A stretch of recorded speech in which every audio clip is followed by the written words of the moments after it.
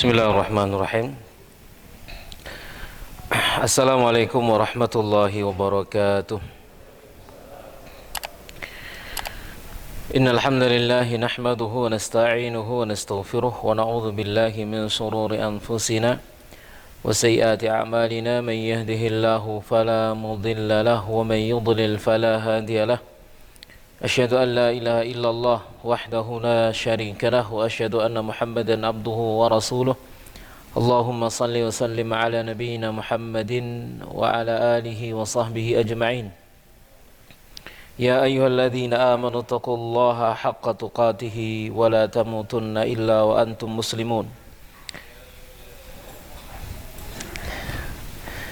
Ya ayuhan nas taqu rabbakum alladhi khalaqakum min nafsin wahidah wa khalaqa minha zawjaha wa batha minhuma rijalan katsiran wa nisaa wattaqullaha alladhi tasaaluna bihi wal arham innallaha kana 'alaykum raqiba.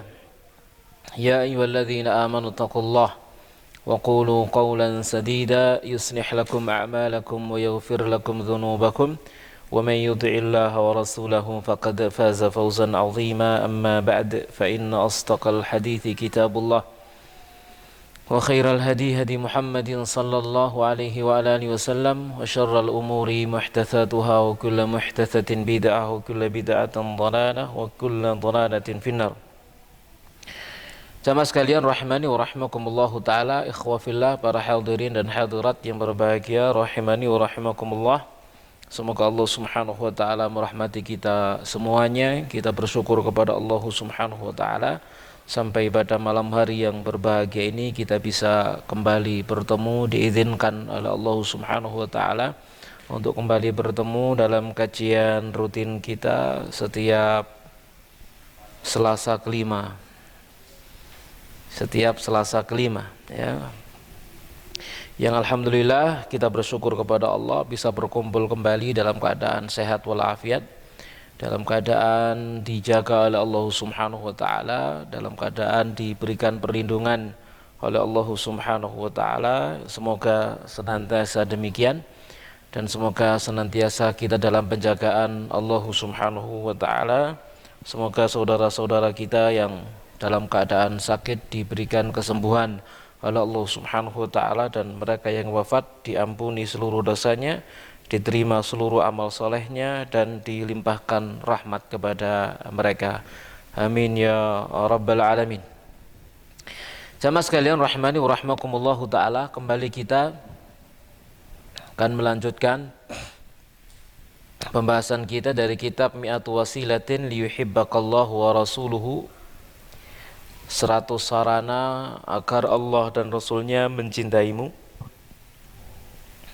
sampai pada pembahasan insyaallah hari ini al-wasilatul ishrun, wasilah yang ke-20. Betul ya? Istausu bizzaujati khaira, berikanlah wasiat kepada istri dengan kebaikan. Di buku terjemahannya halaman 36 ya. Ya mana ini yang lain, gak bawa bukunya? Hah? Lali. Perasaan dulu 50 ya, 50 eksemplar kalau nggak salah dulu ya. Lupa. Oh iya, sing nggo buku gak teko nggih, leres. Sing ben gak teko saiki nyang, ngono ya. Gak nyambung ati. Baik jamaah sekalian rahmani wa rahmakumullahu ta'ala, istausu bizzaujati khaira, berikanlah wasiat kepada istri dengan wasiat kebaikan. Diawali oleh muallif dengan membawakan firman Allah subhanahu wa ta'ala, wa ashiruhunna bil ma'rufi, dalam surah An-Nisa ayat yang ke-19. Dan pergaulilah mereka, para istri itu, bil ma'rufi, dengan pergaulan yang baik. Ini adalah perintah dari Allah subhanahu wa ta'ala agar memperlakukan dan mempergauli para istri itu dengan sebaik-baiknya, dengan perkara yang ma'ruf. Ma'ruf maknanya adalah yang dikenal kebaikannya, yang disepakati kebaikannya. ya, yang dikenal kebaikannya oleh masyarakat, yang disepakati kebaikannya oleh masyarakat, baik secara adat kebiasaan, lebih-lebih lagi secara syar'i, yakni secara agama, aturan agamanya Allah Subhanahu wa taala. Jadi kita diperintahkan untuk mempergauli mereka dengan pergaulan yang sebaik-baiknya. Itu adalah wasiat pesan daripada Allah Subhanahu wa taala kepada setiap suami, yang kita tentunya semuanya masing-masing terus belajar untuk selalu bagaimana caranya mempergauli istri-istri kita dengan sebaik-baiknya. Dan Nabi sallallahu alaihi wasallam bersabda, wa qala an-nabiy sallallahu alaihi wasallam, istausu bin nisa'i khaira. Berikanlah wasiat atau berwasiatlah kepada kaum wanita itu dengan kebaikan. Fa innal mar'ata, dikarenakan wanita itu khuliqat min dhila, dia tercipta dari tulang rusuk. Khuliqat min dhila, tercipta dari tulang rusuk, gitu ya. Wa inna a'waja ma fil dhila'i a'lahu, dan tulang rusuk yang paling bengkok atau sebengkok-bengkoknya tulang rusuk, ya, sebengkok-bengkoknya perkara yang ada pada tulang rusuk itu adalah a'lahu, yang paling atas. Ya, dari situlah ya dia tercipta, yang paling atas, yang paling bengkok. Ini adalah isyarat dari Nabi Shallallahu Alaihi Wasallam bahwasannya wanita itu kecenderungannya adalah bengkok, kecenderungannya adalah bengkok. Maka laki-laki itu harus bersabar dengan kebengkokannya wanita, begitu maksudnya. Ya, kamu harus sadar wanita cenderung bengkok, dan kamu sudah menikahinya, kamu sudah mengikatnya, maka kamu harus sabar dengan kebengkokannya. Akan selalu bengkok begitu. Karena wanita lebih mengedepankan apanya? Perasaannya daripada akalnya, begitu. Maka bengkoknya ya wis dinikmati aja, itu bengkoknya begitu. Ya wis dinikmati aja gitu. Maksudnya itu pesan dari Nabi sallallahu alaihi wasallam. Perhatikan berikutnya, fa in dhahabta tuqimuhu kasartahu, kalau kamu berupaya untuk meluruskannya ya pasti patah. Tulang bengkok gak bisa diluruskan gitu ya. Pipo bengkok iso dikencengno ya, dipanasno marun kenceng bisa gitu ya. Lek tulang bengkok ya gak bisa lurus gitu ya. Kalau kamu berusaha untuk meluruskannya, maksudnya apa? Kita paksa dia kenceng seperti keinginan kita, pasti patah. Kasar tahu, maka kamu akan mematahkannya. Wa in taraktahu, kalau kamu biarkan, tinggalkan dia, lam yazal a'waj, maka dia akan senantiasa bengkok. Fastausu bin nisa, maka berwasiatlah kebaikan kepada kaum wanita. Nah, seperti itulah kesadaran yang harus disadari oleh kaum laki-laki, yang harus disadari oleh para suami, bahwasannya istrinya itu punya potensi napa? Bengkok. Cenderung bengkok. Potensinya memang bengkok, cenderung bengkok, dan kita disuruh oleh Nabi Shallallahu Alaihi Wasallam menikmati yang bengkok itu gitu. Jangan sekali-kali berupaya untuk memaksa gak bengkok ya. Kalau berusaha memaksa untuk bengkok, maka pasti pecah begitu ya. Sebagaimana dalam riwayat milik Imam Muslim, wa fi riwayatin li Muslimin, dan pada sebuah riwayat milik Imam Muslim, innal mar'ata, sungguhnya wanita, khuliqat min dhila, dia tercipta dari tulang rusuk. Lantas taqima laka ala tariqatin, dia tidak akan bisa istiqomah tegak lurus untukmu dalam satu tariqah, dalam satu jalan, dalam satu cara. Fa in istamta'ta biha, jika kamu menikmatinya, istamta'ta biha, kamu akan menikmatinya, wa fiha iwaj, sementara padanya ada kebengkokan gitu ya.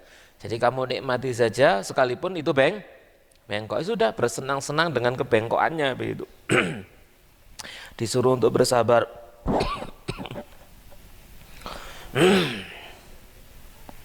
Keselak kopi nih. Munjuk.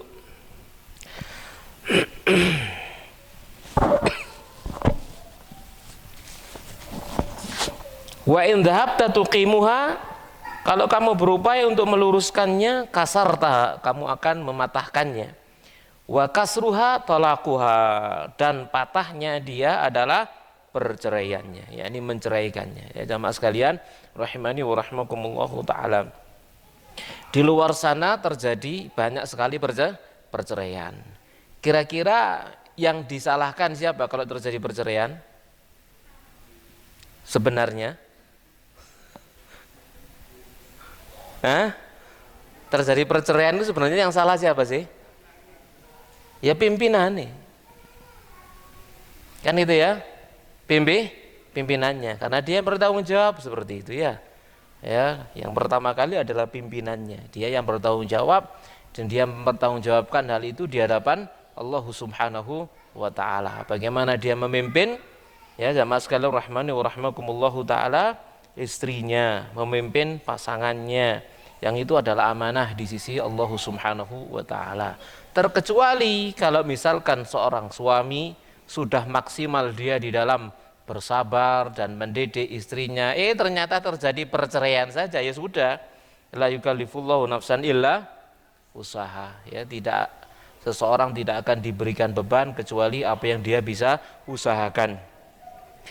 Perhatikan perkataan daripada mu'alif, wal ahaditsu, dan hadis-hadis tadi itu tadullu ala annal maqsuda bi'iwajil mar'ati, menunjukkan bahwasannya yang dimaksud dengan kebengkokan wanita itu yaitu fauranul atifati anil akli, cepatnya dia, bersegeranya dia untuk mengikuti perasaan daripada akal. Walaisa hadza aiban, dan ini bukanlah satu aib bagi diri seorang wanita. Memang seperti itu, wanita itu lebih berasa. Dan memang harus wanita itu dengan perasaannya, bukan dengan akalnya. Gitu ya. Wanita bisa hamil, sabar hamil, sabar melahirkan, sabar menyusui, itu pakai akal atau pakai perasaan? Halo? Pakai akal atau perasaan? Perasaan. Makanya dia dikuatkan dengan perasaannya sehingga mampu, dan itu tidak mungkin bisa dilakukan oleh seorang laki-laki. Laki-laki akal-akali gitu ya. Lebih banyak akalnya. Kok misalnya meteng dia Pak Nur. Kan gitu ya. Tidak bisa. Ya jamaah sekalian rahmani wa rahimakumullahu taala, pekerjaan-pekerjaan berat seperti itu memang membutuhkan orang yang berperasaan tinggi, dan istri-istri kita Masya Allah perasaannya sangat tinggi, perasaannya kuat, bersabar dengan pekerjaan rumah itu luar biasa ya. Dari pagi sampai malam loh. Ono hitungane. Pernah perhitungan? Nggak pernah perhitungan, perasaan nggak tahu perhitungan gitu ya. Masuk perhitungan, Mas, aku kerjaku saat durunge sampean tangi aku wis kerja gitu ya. Sampean wis turu aku sik kerja. Iku gajiku piro Mas ngono? Ono tahu ngono?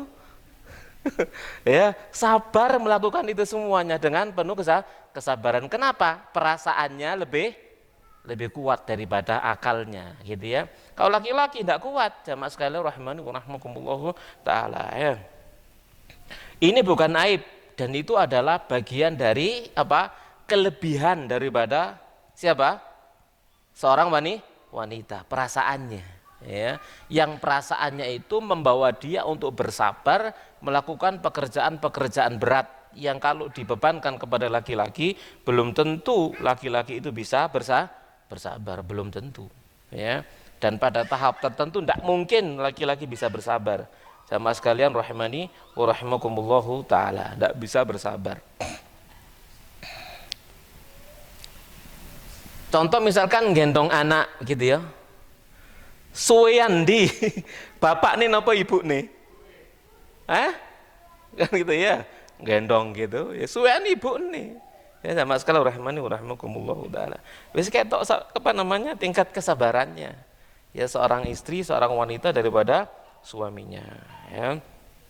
Kita perhatikan kata mu'alif, wa inna ma huwa fitratun, Seorang wanita yang tadi itu lebih mengedepankan perasaannya itu, maka tiada lain itu adalah sebuah fitrah. Litu addi muhimmataha, untuk menunaikan tugas kepentingannya, fitarbiyatil abna, dalam mendidik anak-anak, wasabri alaihim, dan bersabar terhadap mereka, mala yastati'uhu rajul, yang lelaki itu tidak mampu, tidak kuat untuk melaksanakannya, li ghalabatil aqli alal atifah, karena dominasi akal terhadap perasaan. Kalau laki-laki itu yang dominan adalah akalnya, kalau perempuan yang dominan perasaannya. Makanya kan saling melengkapi, begitu ya. Akalnya lelaki nanti disandungkan dengan perasaannya perempuan. Nah, perempuan. Perasaannya seorang wanita diikat, dikendalikan dengan akalnya lelaki. Jadi sempurna, begitu jamaah sekalian rahimani wa rahimakumullahu taala. Saling melengkapi dan saling menyempurnakan, ya. Jadi akalnya lelaki digandoli sama perasaan, begitu ya. Nah, ini kan istri sering gandoli toh dengan perasaannya, masya Allah ya, sering digandoli. Gitu. Kalau kita sendiri juga punya pengalaman gitu ya, ngaji nang Malang mau berangkat digandoli, ajak berangkat Pak Mas, nah gitu ya. Nah, akalnya digandoli perasaan, kan seperti itu. Pernah punya pengalaman seperti itu nggak? Nah, iya. Jadi perasaan yang gandoli akalnya. Fakullun minhuma yukammilul akhar, maka masing-masing di antara keduanya menyempurnakan yang lain. Wallahu a'lam. Itulah jamaah sekalian rahimani wa rahimakumullahu taala. Ya, jadi ini adalah pesan dari Nabi Shallallahu Alaihi Wasallam. Maka siapa yang melaksanakan pesan Allah Subhanahu Wa Taala, melaksanakan pesan Rasulullah Shallallahu Alaihi Wasallam untuk memberikan, untuk berwasiat ya kepada istri-istrinya dengan segala kebaikan, maka dia telah melaksanakan pesan dan wasiat Allah Subhanahu Wa Taala, melaksanakan pesan dan wasiat Rasulullah Shallallahu Alaihi Wasallam. Maka mereka yang menjalankan pesan dan wasiatnya tentunya akan mendapatkan kecintaan Allah Subhanahu Wa Taala. Nah, itulah kaitannya poin ini dengan pembahasan buku ini, yaitu meraih cinta Allah dan Rasulnya. Kita lanjutkan sekarang poin yang ke-21, al-wasilatul hadiyatu wal ishrun. Wasilah yang ke-21, al-qiyamu bimas'uliyatil qawamah, melaksanakan tanggung jawab kepemimpinan. Ya, al-qiyamu bimas'uliyatil qawamati ala khairi wajhin, dengan sebaik-baiknya pelaksanaan. Jadi lelaki punya tanggung jawab kepemimpinan, maka dia harus melaksanakan tanggung jawab ini dengan sebaik-baiknya. Masih berkaitan dengan pasal yang sebelumnya, jamaah sekalian rahimani wa rahimakumullahu taala. Kita perhatikan Allah Subhanahu wa taala berfirman dalam surah An-Nisa ayat yang ke-34, ar-rijalu qawwamuna 'alan nisa. Kaum laki-laki itu adalah pemimpin bagi kaum wanita. Namanya qawwam. Qawwam itu maknanya adalah yang memimpin, yang mengatur, gitu ya, yang mengawasi, kemudian yang membimbing, yang menafkahi, gitu. Jadi semuanya dia yang mengatur semuanya, ya, menafkahi, menanggung semuanya pokoknya. Jadi ar-rijal qawwamuna 'alan nisa, atas kaum wanita. Dengan apa? Bima faddalallah, dengan apa yang Allah karuniakan, ba'dhum, sebagian mereka, ala ba'din, dengan sebagian yang lain. Wa bima anfaqu min amwalihim, dan dengan sebab apa yang mereka belanjakan dari harta-harta mereka. Maka kita perhatikan di dalam ayat ini ada beberapa hal yang perlu kita perhatikan. Yang pertama, wanita tidak bertanggung jawab terhadap masalah nafkah di dalam rumah tangganya. Dia tidak bertanggung jawab sedikit pun. Dia tidak punya kewajiban untuk menafkahi dirinya sendiri, apalagi orang lain. Dia tidak punya kewajiban untuk membantu suaminya mencari nafkah. Tidak punya kewajiban. Tidak punya kewajiban seorang istri itu untuk menafkahi anak-anaknya. Tidak punya kewajiban. apalagi menafkahi orang tuanya, tidak punya kewajiban. Wanita itu dinafkahi. Oleh karenanya dia dipimpin begitu. Ya, wanita itu dinafkahi, oleh karenanya dia dipimpin.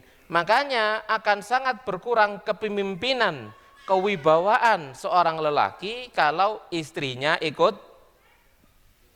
napa? Ikut mencari nafkah, akan berkurang begitu ya jamaah sekalian rahimani wa rahimakumullahu taala.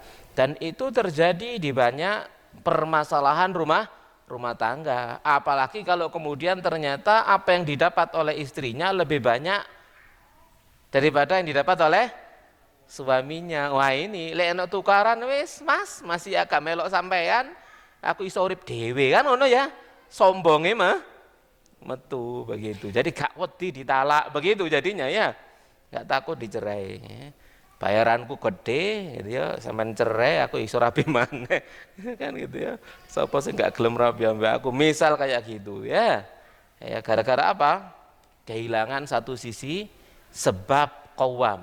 Makanya di sini Allah Subhanahu wa taala menyebutkan sebab kenapa laki-laki itu dijadikan qawam, yaitu bima faddalallahu ba'dahum ala ba'din wa bima anfaqu min amwalihim. Ini tidak boleh dilupakan sama sekali rahmani wa rahmakumullahu taala ya, dengan memberikan nafkah kepada istrinya ya, maka di sana tetap akan tegak kepemimpinan seorang lelaki, tetap akan tegak di sana, harus ya memberikan nafkah kepada istrinya biar tegak kepemimpinannya dan biar dia bisa melaksanakan tanggung jawab kepemimpinannya terhadap rumah tangga, karena dia nanti yang akan mengatur segala kebijakan dan menentukan segala kebijakan. Jika ada perselisihan maka pendapatnya lah yang didahulukan. Nah itu harus seseorang yang memiliki saham yang terbesar kan seperti itu. Tapi kalau kemudian suami sama istri sama-sama gitu ya, sahamnya sama, ya iso, no, ya tukaran nantinya terjadi perselisihan. Misalkan kalau tidak bertakwa kepada Allah Subhanahu wa taala ya. Jadi ini adalah pesan dari Allah Subhanahu wa taala. Kemudian Nabi Shallallahu alaihi wasallam bersabda, kullukum ra'in, masing-masing di antara kalian adalah pemimpin, wa kullukum mas'ulun an ra'iyatihi, dan masing-masing di antara kalian diminta pertanggungjawaban akan kepemimpinannya. Wal amiru ra'in, seorang pemimpin ya, pemimpin umat, amir, presiden misalkan atau yang semacamnya adalah ra'in, pemimpin. Warrajulu ra'in ala ahli baitihi, seorang suami pemimpin terhadap keluarganya. Wal mar'atu ra'iyatun, seorang wanita adalah pemimpin ala baiti zaujiha wa waladihi, atas rumah suaminya dan putra suaminya. Fakullukum ra'in, masing-masing di antara kalian adalah pemimpin, wa kullukum mas'ulun an ra'iyatihi, dan masing-masing di antara kalian akan dimintai pertanggungjawaban akan kepemimpinannya. Yang seperti ini harus senantiasa kita ingat jamaah sekalian rahimani wa rahmakumullahu taala. Apapun yang terjadi dalam rumah tangga kita, hijau dan birunya suami yang bertanggung jawab. Apapun yang terjadi pada rumah tangga kita, baik dan buruknya, besar dan kecilnya misalkan, maka suami yang bertanggung jawab. Pokoknya dia yang bertanggung jawab, jelek, baik, semuanya laki yang bertanggung jawab. Jamaah sekalian rahimani wa rahmakumullahu taala ya. Jadi ini yang harus kita perhatikan. Jadi dia yang bertanggung jawab dan dia yang harus memegang kendali. Tidak boleh kendali rumah tangga itu dikendalikan oleh seorang wanita. Tidak boleh, karena nanti akan timpang begitu. Karena dia hanya akan mengedepankan apanya? Perasaannya. Ya, jamaah sekalian rahimani wa rahmakumullahu taala. Jadi harus dikendalikan oleh seorang suami. Semuanya dikendalikan oleh seorang suami, bukan dikendalikan oleh seorang istri. Sekalipun dicontohkan oleh Rasulullah Shallallahu alaihi wasallam, beliau juga bermusyawarah dengan istrinya, minta pendapat istrinya, bahkan dalam perkara yang sangat penting berkaitan dengan urusan penting, urusan umat juga bermusyawarah minta pendapat istrinya. Tapi actionnya siapa yang menetapkan? Rasulullah Shallallahu Alaihi Wasallam. Ya, sesuai dengan apa yang dikehendaki oleh Rasulullah Shallallahu Alaihi Wasallam. Ya, contoh misalkan ya dalam satu peristiwa tatkala nggak jadi umroh, ya nggak jadi umroh, kemudian Nabi Shallallahu Alaihi Wasallam memerintahkan kepada para sahabat untuk tahallul dan menyembelih hewan sembelian. Ndak ono sing jalan gitu ya.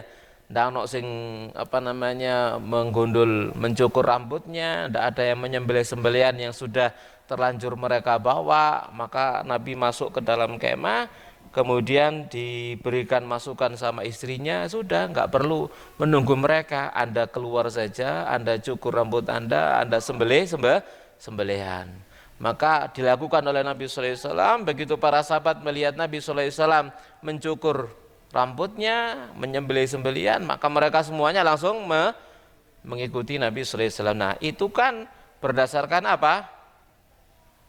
usul daripada istrinya. Dan demikian juga ya dalam kehidupan rumah tangga pun seperti itu. Jamaah sekalian rahimani wa rahimakumullahu taala, seorang suami sekalipun dia adalah pengambil keputusan, bukan berarti kemudian semuanya dia putuskan sendiri tanpa bermusyawarah dengan istrinya. Tetap ada musyawarah, tapi kemudian dia yang memutuskan, pengambil keputusan. Nah, kalau mengambil keputusan, maka seorang istri harus legowo, ridho dengan apa yang diputuskan oleh suaminya. Kenapa? Dia yang bertanggung jawab dunia dan akhirat. Seorang suami bertanggung jawab di hadapan Allah Subhanahu wa taala. Berkata mu'alif di sini, jamaah sekalian rahimani wa rahmakumullahu taala, wa min thamma law amila kullu ra'in bima yajibu alaihi, karenanya seandainya setiap pemimpin melakukan apa yang wajib atasnya, min mas'uliyatin, dari berbagai macam tanggung jawab, wa arafa malahu wa ma'alai, dan dia mengetahui pahala apa yang diberikan untuknya, dan dia mengetahui dosa apa yang diancamkan kepada dia. Seorang pemimpin gitu ya, kalau dia melaksanakan tanggung jawabnya, kan bagi dia pahala yang sangat besar. Dia laksanakan terhadap anak dan istrinya, dia laksanakan tanggung jawabnya kepada seluruh anak buahnya, seluruh rakyatnya misalkan, dia akan mendapatkan pahala kebaikan-kebaikan yang diperbuat oleh anak buahnya. Dia akan mendapatkan pahala dari setiap kebaikan-kebaikan yang dilakukan oleh anak dan istrinya. Itu kalau pemimpin rumah tangga. Kalau kepemimpin masyarakat umum, dia memimpin dengan baik, maka dia mendapatkan pahala kebaikan-kebaikan, setiap kebaikan yang dilakukan oleh rakyatnya. Kan besar sekali pahalanya, gitu ya. Namun ternyata juga sebagaimana juga besar pahalanya, sampai keliru, konsekuensinya apa? Besar juga dosanya. Jamaah sekalian rahimani wa rahmakumullahu taala. Nah, seandainya setiap pemimpin itu tahu yang demikian, dia laksanakan kewajibannya, tahu pahala untuknya, dan tahu dosa yang akan dia tanggung nantinya, maka lastaqamatil hayatu, kehidupan ini menjadi tegak. Lalu kenapa sekarang kehidupan kita kok penceng kayak gini misalkan gitu ya, nggak bisa tegak? Kenapa? Karena yang punya tanggung jawab tidak menjalankan tanggung jawabnya. Banyak terjadi pengkhianatan, kan gitu. Banyak terjadi penyelewengan amanah. Akhirnya ya kehidupan tidak bisa tegak. Namanya nggak tegak ya penceng, kanan kiri condong dan lain sebagainya. Ya, yang kita khawatirkan ambruk gara-gara tidak mau istiqomah. Nah, kalau semuanya menjalankan kewajibannya, lastaqamatil hayatu, pastilah kehidupan menjadi istiqomah, tegak. Wazalat asbabul adawati wal baghdha, dan akan hilang sebab-sebab permusuhan dan kebencian.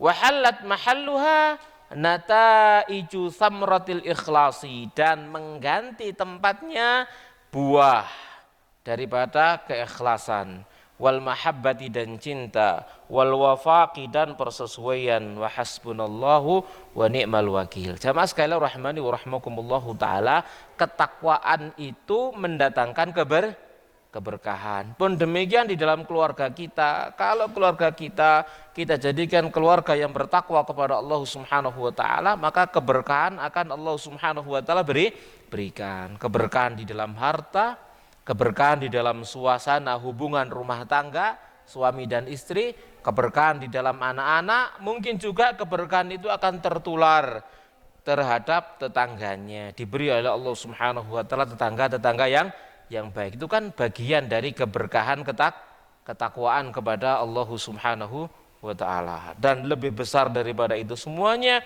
kalau satu penduduk negeri mereka semuanya beriman dan bertakwa kepada Allah Subhanahu wa taala, maka dibukakan pintu keberkahan dari langit dan bumi, ya.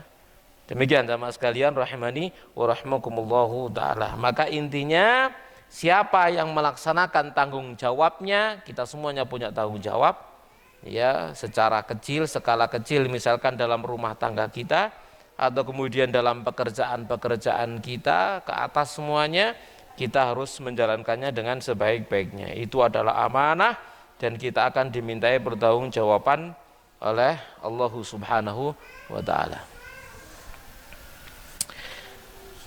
Jelas insyaallah. Kita lanjutkan poin yang ke-22.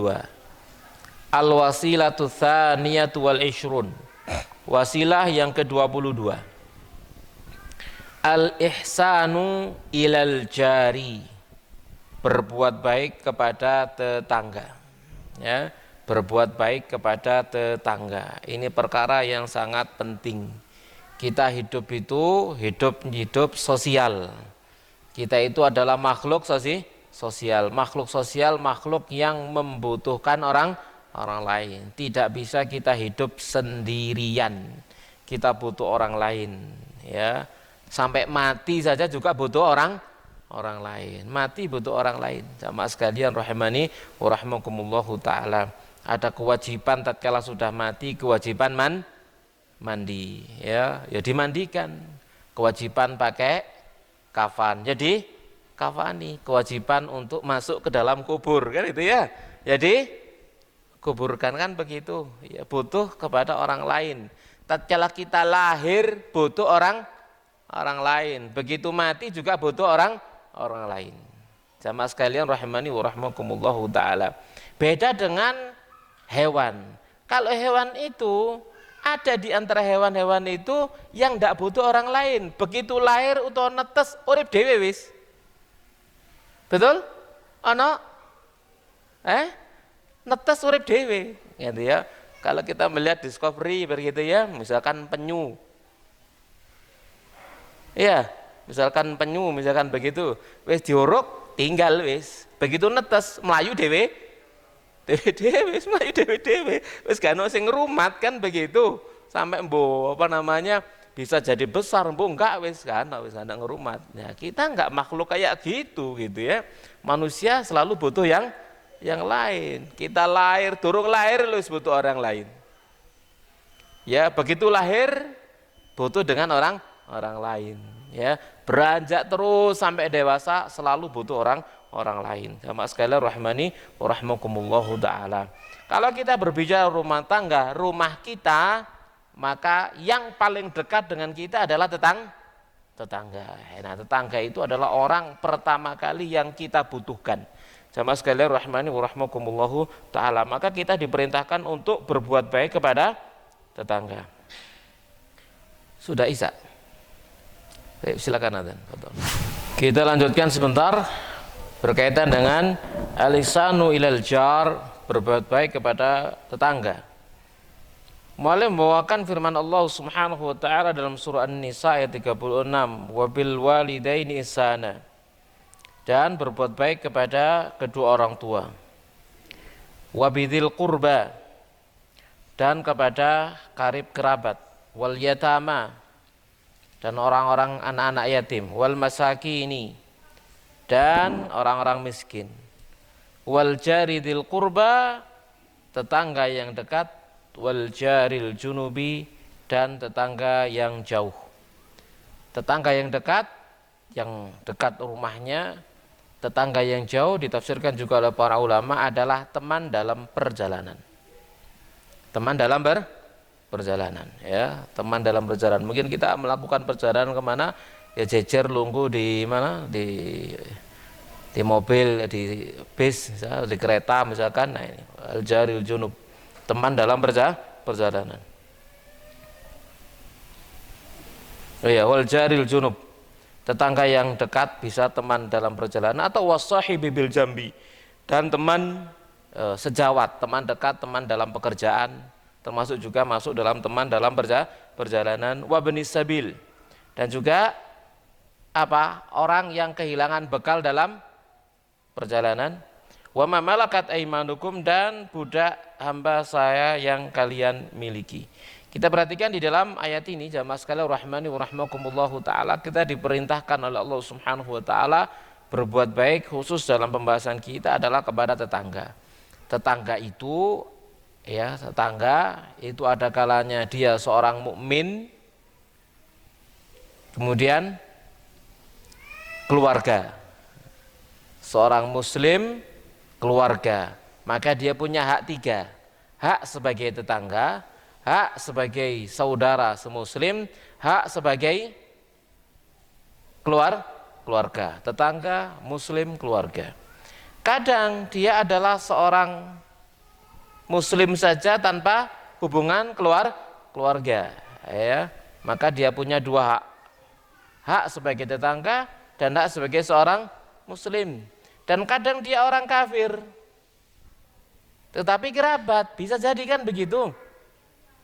Kafir tapi kerabat, maka dia punya 2 hak. Hak sebagai tetangga dan hak sebagai kerabat. Kadang dia kafir saja, ya bukan tetangga, bukan kerabat, maka dia punya 1 hak, hak sebagai tetangga. Nah, di sini Allah Subhanahu wa taala menyebut tentang perintah berbuat baik kepada tetangga, hatta dia adalah seorang yang bukan muslim dan tidak ada hubungan kerabat. Apalagi kemudian dia seorang muslim, ditambah lagi dia memiliki hubungan kerabat, maka haknya berlipat-lipat. Ya jamaah sekalian rahimani wa rahmakumullahu taala. Nabi Shallallahu alaihi wasallam bersabda, mengaitkan berbuat baik dengan tetangga itu dengan keimanan. Ya, ini adalah tanda kesempurnaan iman seseorang. Di mana Nabi SAW bersabda, wallahi la yu'min, wallahi la yu'min, wallahi la yu'min. Demi Allah tidak beriman, demi Allah tidak beriman, demi Allah tidak beriman. Qila, dikatakan, waman ya Rasulullah, siapa ya Rasulullah yang tidak beriman sampai 3 kali ini? Qala, maka Nabi bersabda, alladzi la ya'manu jaruhu bawa'iqahu, orang yang tetangganya tidak merasa aman dari keburukannya. Ini orang yang tidak beriman. Tetangga sing jelek, ya, akhlaknya, perilakunya, lesannya, misalkan semacam itu, ya, tangane nyolongan, lirian matae menusuk hati, lesannya mengiris-iris hati, nah gitu ya. Tapi tonggo model ngene iki enake dinapakaken. Enake apa enake gitu ya. Enake ya sabar kan gitu ya. Itu bagian dari ujian hidup begitu, ya. Itu bagian dari ujian hidup. Jamaah sekalian rahmani wa rahmakumullahu taala, yang penting kita jangan seperti dia, itu maksudnya. Yang penting kita jadi tetangga orang lain, jangan sampai tangan kita nyanyil, jangan sampai lirian kita menyakiti hatinya, jangan sampai lesan kita menyayat hatinya. Kita harus menjadi seorang tetangga yang baik kepada tetangga kita. Kalau mereka buruk, tugas kita bersabar, ya, bersabar dengan gangguannya, ya. Wa yasbir ala adzal jari, kan begitu dalam syariat kita, dan bersabar atas gangguan tetangga. Sabar, memang begitu hidup, ya jamaah sekalian rahimani wa rahmakumullahu taala. Sampai hal itu diamalkan oleh para salaf. Ya, para salaf apa dulu pernah kita ceritakan di sini, dia bertetangga dempet rumahnya dengan seorang Yahudi. Kebetulan kamar mandinya Yahudi itu bocor airnya ngalir ke dalam kamarnya seorang muslim ini. Dia bersabar, yo gak ngomong, yo gak muring, yo gak protes meneng. Lewat dewi apa kira-kira? Bocor loh, notos loh.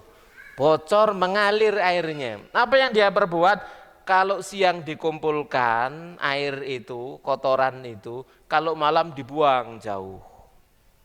Itu berlangsung sampai berpuluh-puluh tahun. Begitu dia sudah sakit, perasaannya aku mau mati ini, maka dia perintahkan kepada anak-anaknya, panggil tetangga kita yang Yahudi. Dipanggil, kemudian dipertemukan, lalu dia ceritakan, mohon maaf, ya rumahmu itu kamar mandinya bocor, masuk ke rumah saya itu setelah berpuluh-puluh tahun, gitu ya. Ya, bocor. Kalau siang tak tampung, kalau malam tak buang, karena khawatir kamu melihatnya.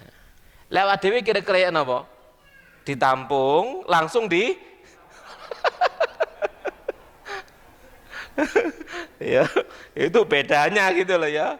Ya, kualitas orang zaman dulu dengan orang zaman sekarang. Kira-kira begitu. Jamaah sekalian rahimani wa rahimakumullah. Lalu kamu tak panggil ke sini, kata dia, karena aku merasa ajalku sudah dekat dan aku kalau mati, aku sangat khawatir anak-anakku ndak bisa bersabar seperti aku. Mumpung durung tukaran, digandani. Ya, akhirnya kemudian begitu melihat akhlak muslim ini yang luar biasa, maka tetangganya yang Yahudi atau ahlul kitab tadi langsung masuk Islam gara-gara akhlak perilaku yang luar biasa. Nah, seperti itulah terhadap tetangga. Jamaah sekalian rahmani wa rahmakumullahu taala, yang kita ya harus bersabar begitu ya, bersabar dengannya, dengan perilaku daripada tetangga. Contoh misalkan kadang-kadang ya kita nanam tanaman, wis api-api, mara tangga tiba-tiba tuku pasir dagek ada ngene wit iku mang. Disok wis ilang gak ketok wis gitu ya. Kembangin andi, kembang kue disoki pasir gitu ya.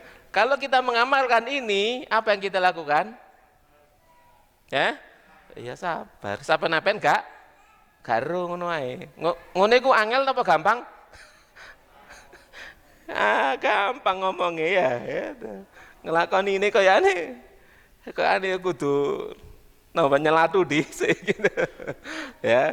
Tapi kalau kita mengamalkan ini disuruh sabar atas gangguan tetangga. Yang penting kita enggak ganggu tetangga. Jangan sampai kemudian tonggo ganggu awak dhewe bales. Padha dene gitu ya, padha ae gitu.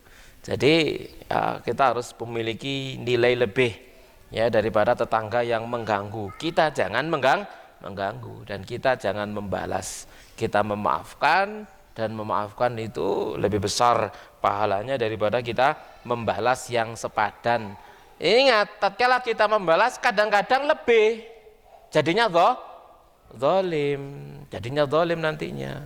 Ya, karena kita khawatir kita tatkala membalas itu ternyata lebih begitu. Ya, lebih. Kenapa? Karena tetangga misalkan melakukan sesuatu mengganggu, nggak pakai emosi dia. Betul? Nggak pakai emosi, mungkin kebiasaan yang ganggu kan gitu ya. Jadi ganggu itu nggak pakai emosi gitu ya. Tapi lek awak dhewe balas ditambahi emosi. Lah ditambah emosi malah plus gitu. Ono plus malian gitu. Makanya kita disuruh bersabar agar tidak melampaui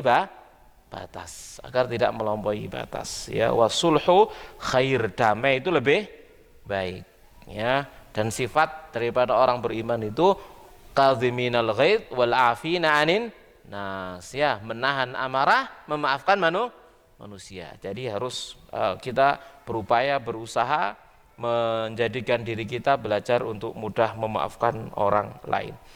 Demikian jamaah sekalian rahimani wa rahimakumullah, sampai pada wasilah yang ke-22. Taib, ada pertanyaan kira-kira? Nggih.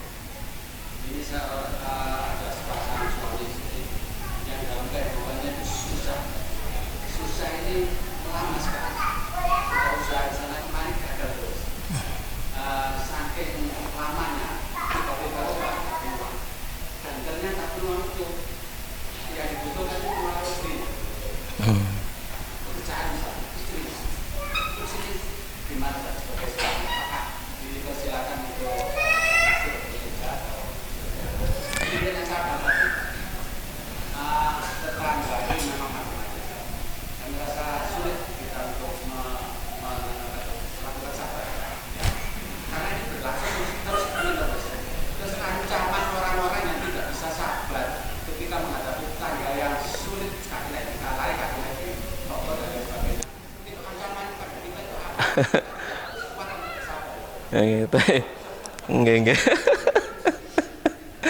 Nggih. Tapi jamaah sekalian rahimani rahimakumullahu taala. Satu rumah tangga mengalami kesulitan. Kesulitan ya jelas yang dimaksud perekonomian begitu ya, ekonominya terpuruk. Berusaha ke sana kemari, usaha ini, usaha itu gagal dan lain sebagainya. Akhirnya ada peluang, ternyata itu yang bisa masuk adalah istrinya. Kalau pertanyaannya, apa boleh suami mengizinkan istrinya untuk bekerja? Jawabannya boleh, tergantung apa pekerjaannya. Kalau pekerjaannya halal, ya halal, tidak ada masalah. Tapi ingat, istri tidak wajib kalau dia mau. Gitu ya. Kalau istrinya mau. Kalau dia nggak mau, ya dia nggak berdosa. Dan suami tidak boleh maksa istrinya untuk bekerja, nggak boleh maksa, ya. Misalkan nyuruh, tapi tidak boleh masa mau aku ndek omahe, gitu ya. Saono-onoe mangan gak mangan apa jari sampean, ya wis. Ya wis, memang gitu ya. Mangan gak mangan apa jari sampean, ya wis. Ya memang tanggung jawabnya laki-laki. Ojo ngomong, "Dek, sampean gak sakno aku." Lah apa sakno sampean, itu tanggung jawab sampean. Kan gitu ya. Paham ya sini ya? Jadi itu tanggung jawabnya laki-laki. Kalau ternyata peluangnya hanya untuk istrinya, ya sekedar ditawari, gak gelem, ya wis. Gak gelem, ya wis, gak gelem. Ndak boleh maksa. Kenapa? Dia ndak punya kewajiban apapun. Untuk membantu suaminya lo ndak wajib. Menafkahi anaknya juga ndak wajib. Gitu ya, apalagi menafkahi dirinya sendiri, apalagi kemudian menafkahi suami, tidak wajib begitu. Jadi kalau ada peluang, suami boleh nyuruh istrinya, tapi istri tidak wajib. Suami juga tidak boleh memaksa sesuatu yang bukan kewajibannya. Tidak boleh maksa. Kenapa? Itu tanggung jawabnya seorang lelaki. Ini yang harus diperhatikan. Ya kalau pekerjaannya halal gitu ya, tidak masalah, tidak apa-apa. Halal, pekerjaannya halal dan bebas dari perkara-perkara haram dan yang bisa menjerumuskan kepada perkara yang haram. Dan itu harus diperhatikan seorang suami. Tidak bermudah-mudah, ya, tidak bermudah-mudah. Ya. Sama sekali rahmani wa rahmakumullahu ta'ala. Kemudian menghadapi tetangga wis gak kena diatur jane ngono ya. Gak kena disabari gitu ya. Salah lek gak kena disabari, jenenge sabar ku gak ono batese. Sabar ku gak ono batese wis. Ya, sabar ndak terbatas. Makanya pahala sabar itu tak terbatas. Allah berfirman, "Innama yuwaffas sabiruna ajrahum bighairi hisabin." Pahala orang sabar itu disempurnakan tanpa hitungan. Lek ganjarane gak ono hitungane, berarti sabare gak ono watese. Gitu. Ngoten ya. Jadi ya kudu sabar, gitu ya. Sampai kapan? Sampai mati. Kan karek ngancem ae, aku mati dhisik apa kon mati dhisik, kan ngono to. kan begitu ya. Kemudian pertanyaannya, apa ancaman bagi yang tidak bersabar? Tergantung, tatkala dia tidak bisa bersabar, apa yang dia lakukan? Kezaliman seseorang itu boleh dibalas dengan yang setimpal. Kalau balasnya setimpal, pok, tahu pok nggih? Ya pok. Tapi apa kira-kira iso sampean balas setimpal? Sampai dicelatu, entek ngamek kurang golek, sampean balas nyelatu, kira-kira iso setimpal? Ayo, gak ngarah lego, gak katik nambahi gitu. Itu setan main sudah, agar kita melakukan sesuatu yang melampaui batas. Awalnya kita nggak berdosa, diganggu nggak berdosa, lalu kita balas jadinya berdosa. Kenapa? Melampaui batas. Itu ya. Misalkan DE mengatai kita, kamu kalbun, ngeten ya. Kan gitu ya. Kene balas, kamu kalbun wakirdun, nah gitu ya. Ya, ono tambahan nih. Kalau wis emosi ada tambahan. Nah, itu les podo kalepe mang pok gak dosa. Kenapa? Balas yang semi cara tambah kirdun mang. Malah itu dosa. Nah, itulah yang enggak diharapkan, enggak diinginkan, gitu ya. Makanya kita disuruh bersabar agar tidak melampaui batas. Agar tidak melampaui batas. Gitu ya. Contoh para salaf yang saya contohkan tadi itu kan di zaman para salaf begitu ya. Tatkala siang hari dia kumpulkan, malam hari dia buang agar nggak ada yang tahu. Itu kan dalam rangka untuk menjaga dirinya jangan sampai berbuat zalim. Seandainya dibuang siang hari, bisa jadi ada orang lain selain pemilik rumah, tetangga-tetangga yang lain tahu. Itu adalah aib. Nanti banyak orang yang ngerasa nilai ya itu bocor menengahi. Kan itu ya, ono ngerasani. Gara-gara dhek mbuak ndek siang hari. Itu namanya tambahan. Napa nih? Kezaliman kan begitu. Makanya sabar, ojo sampai aku sih enggak itu dosa. Seperti itu ya pikirannya para salaf itu. Ngoten ya. Jadi sabar karena wates wis sabar wis. Niki pertanyaan dong ya. Nggih nyambung.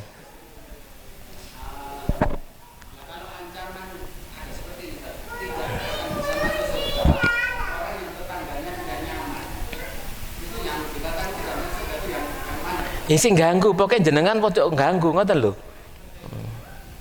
Ndak akan masuk surga orang yang orang yang tetangganya itu ganggu tetangga yang lain. Yang penting jenengan kita ndak ganggu orang lain. Gitu aja. Gitu aja enggak ya? Kan itu diperuntukkan untuk mereka yang mengganggu, yang diganggu kan karek napa? Sabar mawon. Apa yang harus kita lakukan jika tetangga kita hampir tiap hari menyetel musik yang itu selalu terdengar sampai rumah kita, sedangkan kita sudah berusaha untuk menghindari musik? Ya nomor satu, kita ndak meniat mendengarkan, akhirnya krungu. Nomor siji itu gak dosa. Tapi kalau kemudian nggak melok ngurungono tapi moro sikile melok goyang-goyang, nah, gitu ya akhirnya malah itu dosa, kan gitu ya.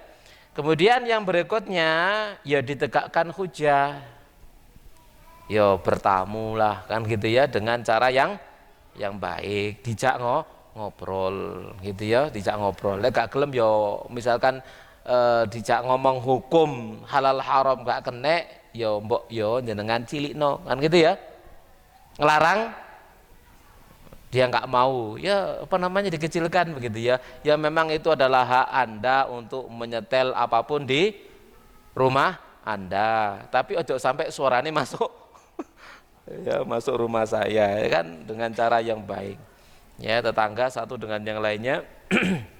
Kalau ada komunikasi ya maka mudah-mudahan menjadi baik kan gitu ya.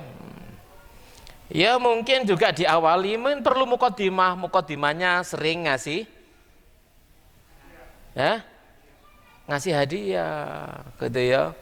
Itu mukodimahnya ya, mukodimahnya sering ngekei panganan lah gitu ya, mulai teko dindi oleh-oleh sering dikei lek wis kuwake sering dikei, lek dijak ngomong sungkan ngono biasa, perlu dijuju dhisik ya. Gak tau ngekei marung ngono muring ya, ini gak ngarah diterima ya. Tahabu, kalian saling memberi hadiah, kalian akan saling mencintai, minimal menghormati. Begitu menghormati, iku tonggoku apik iku gak seneng musik-musik ngene kayak cilino kan ngono sesube ya. Memang perlu kesabaran gitu. Jadi perlu menumbuhkan tonggo awak dhewe ku apik gitu ya. Ojo tonggo awak dhewe ku cerewet ngono. Ya. Tip-tipku dhewe tak setel-setel dhewe kok nyocot kan ngono malian ya. Kalau kita nggak punya mukodimahnya kan gitu ya. Jadi mukodimahnya perlu dulu begitu. Ya, biar yang muncul dulu itu apa? Oh, tetangga kita itu baik. Bukti baiknya sering beri hadiah, sering ngasih ini ngasih itu gitu ya. Datang ada kebutuhan, misalkan aku butuh duit galek utangan ono nah gitu ya, terus ngasih jasa engko lek awak dhewe perlu nasihati diterima enggak kira-kira? Masih gak diterima sungkan, katanya bantah ngono iku sungkan gitu ya. Wis kadung sering digai kan, itu fitrahnya manusia. Fitrahnya manusia itu sungkan kepada orang yang banyak berjasa, itu sungkan. Ya, kate mengono mingkem maneh kan gitu ya. Sungkan dhisik. Nah, itu perlu ya jamaah sekalian rahimani wa rahimakumullah taala. Baik.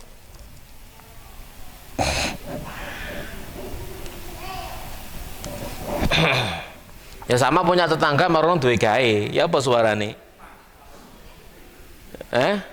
Iya, terus kita mau ngapain? Apa amar ma'ruf nahi mungkar saat itu? Ya bukan waktunya ya, ya awak dhewe sing ngalih, ya ngalih, mulih nang omahe maratuwa ae.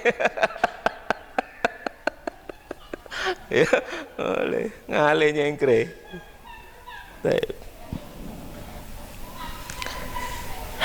Yang lain? Nggih, monggo.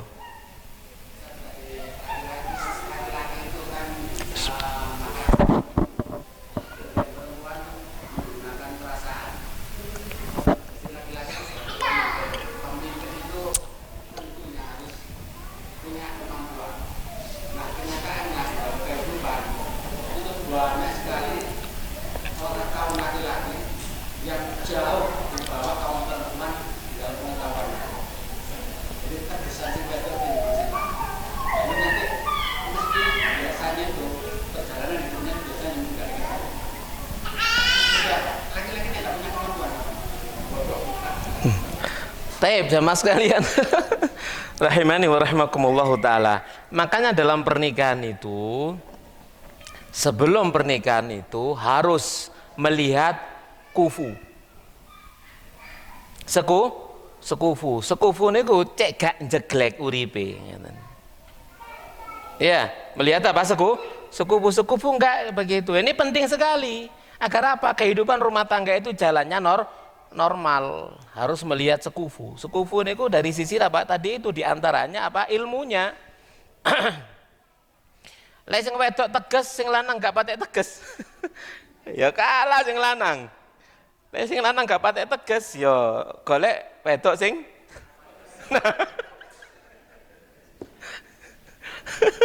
cek nyaman uripe gitu. Ya, cek bahagia. Sekufu itu penting ya dalam apa namanya rumah tangga itu, sekufu itu penting. Ya, sekufu itu penting. Dan yang paling penting dari itu semua apa? Ketakwaan kepada Allah Subhanahu wa taala. Ya, ketakwaan itu yang paling penting. Seorang yang bertakwa kepada Allah Subhanahu wa taala, sekalipun misalkan secara sisi pendidikan seorang istri, pendidikannya lebih tinggi daripada suaminya, tapi dia bertakwa kepada Allah, dia sadar bahwasanya masih aku pendidikanku tinggi, sih tetap ndek nih sore suami. Masih tetap aku harus dikendalikan oleh suami. Nah, ini orang wanita yang bertakwa. Makanya sama sekali rahmani rahimakumullahu taala, ukuran yang pertama itu apa? Kesolehan. Kesolehan ukuran yang pertama. Ya, ukuran yang pertama adalah agama yang pertama. Ya, kemudian penting juga melihat sekufu itu untuk menseimbangkan apa? Kehidupan rumah tangga. Kenapa kalau enggak sekufu bisa jadi ya terjadi perselisihan karena enggak sekufu. Contoh misalkan siapa? Zaid dengan Zainab. Ya, dijodohkan oleh Nabi Shallallahu Alaihi Wasallam. Tidak sekufu. Satunya adalah wanita terhormat, bangsawan. Satunya bekas budak. Kan nggak sekufu toh? Ya, tidak sekufu. Sekalipun dua-duanya adalah sahabat. Satunya sahabat wanita yang mulia, satunya adalah sahabat laki yang mulia. Tapi nggak sekufu. Gimana lagi gitu loh? Nggak sekufu. Namanya perasaan, nggak bisa dipungkiri begitu. Jadi sekufu itu juga perkara penting untuk menjadikan rumah tangga itu bisa berjalan dengan normal. Harus diperhatikan begitu. Ya.